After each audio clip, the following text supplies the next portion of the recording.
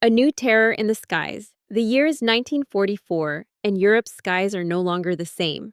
A new predator has arrived. The Messerschmitt Me-262. To Allied pilots used to fighting propeller-driven aircraft, this jet seems like science fiction brought to life. It streaks past at incredible speed, leaving even the fastest Mustangs and Thunderbolts in its wake. In combat, it feels untouchable, an unstoppable force that might tilt the balance of the air war back in Germany's favor. But history is never that simple. What if the Me-262 wasn't invincible? What if, instead of hunting helpless prop planes, it had faced its true rival, America's own jet, the Lockheed P-80 Shooting Star? This isn't just idle speculation. The data, the performance numbers, and the engineering tell a clear story.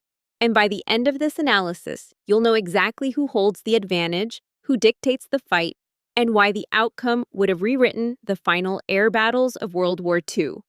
So buckle in. We're about to climb into the cockpit of the Shooting Star and pit it head-to-head against Hitler's secret weapon. 2 jets, 1 sky, and only one can emerge the victor. The first mistake. You're in the cockpit of the P-80 Shooting Star.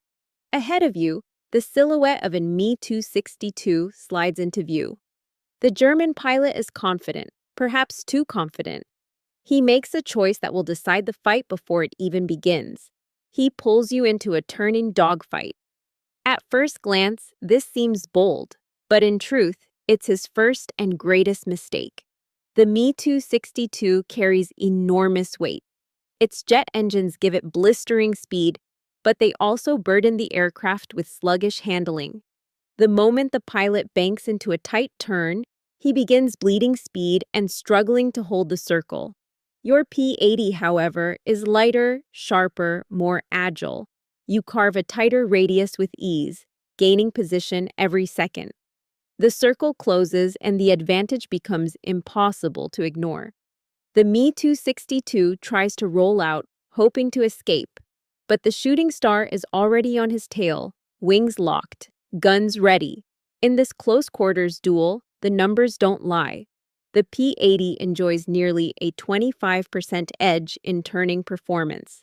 The dogfight ends almost as soon as it begins. Superior agility ensures the Shooting Star owns the circle, and the German jet is already fighting for survival. Boom and zoom, but not every Me-262 pilot would make that mistake. The Luftwaffe's veterans knew better than to dogfight.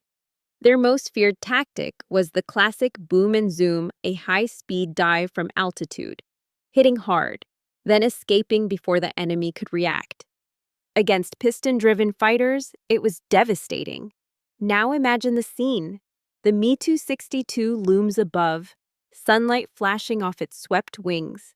It rolls over and dives, engines howling, slicing down on your P-80 at frightening speed. For a moment, the situation feels dire. This is the move every Allied pilot dreaded. But here lies the fatal flaw. Beyond 550 miles per hour, the Me-262 turns from predator to prisoner. Its controls stiffen, the airframe rattles, and instability threatens to tear it apart. In the cockpit, the German pilot fights the machine as much as the enemy. Your P-80 doesn't share that weakness. Rock solid past 600 miles per hour, it dives with control and precision. You can either break away to safety or chase him down the slope. Either choice favors you. In the realm of high-speed combat, the Shooting Star is not just an equal, it's superior.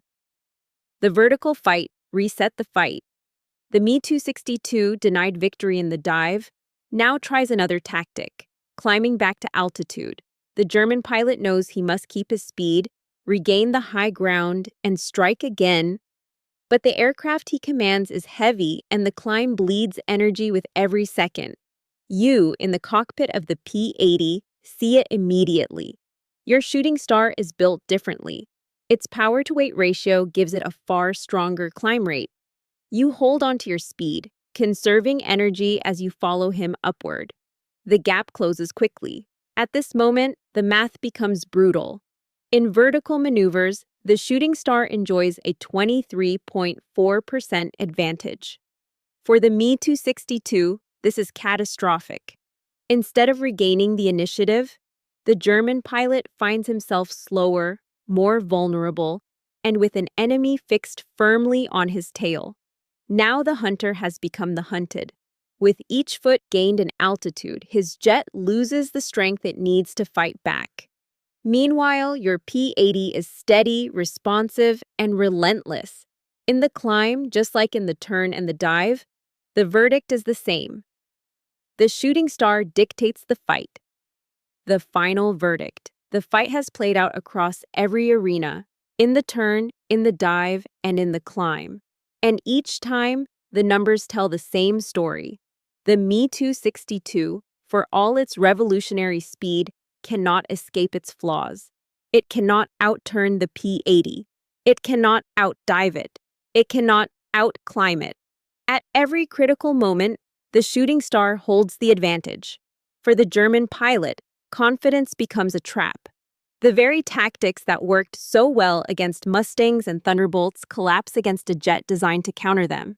And for the American pilot, the Shooting Star delivers not just survival, but dominance. The conclusion is clear. Had the P-80 been fully deployed in 1944, the air war over Europe might have ended very differently. The Shooting Star was faster where it mattered, more stable under pressure, and far easier to master in combat. The Me-262, once hailed as unstoppable, would have met its match, and more. This duel reminds us of a timeless truth. Speed alone doesn't win wars. Superior design does. And in the head-to-head clash of the first generation of jet fighters, the Shooting Star shines as the undisputed victor.